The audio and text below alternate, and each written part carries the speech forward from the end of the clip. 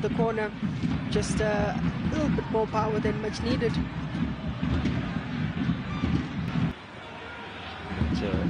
Obviously still some paperwork to be done. That's a lovely cross from Santos. Goal, Mamelodi Sundowns. Well, the new man delivers a superb cross, and Matthews at the second attempt sticks it away. The champions have the lead. Good moments for Mamelodi Sundowns building up to the goal.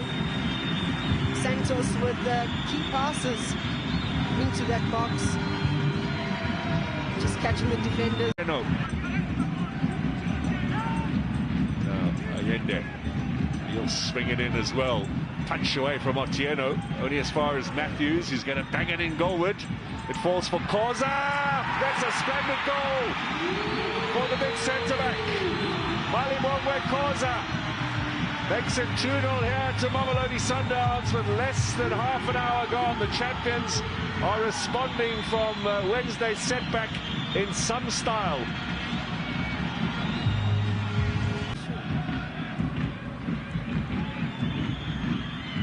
Now a bit of pressure, and Koza stubbed his foot. That is a fabulous goal from Gabadinho Mahango. Number 79 for him.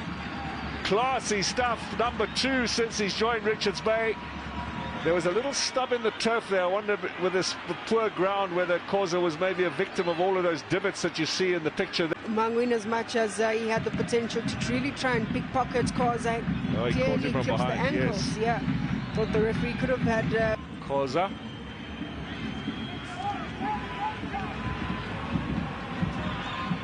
Good running here for Mudau. Now, can he get it square? Was he shoved off the ball? Penalty.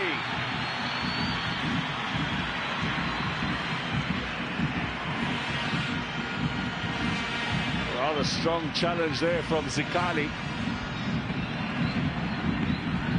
And Mudau wins the penalty here.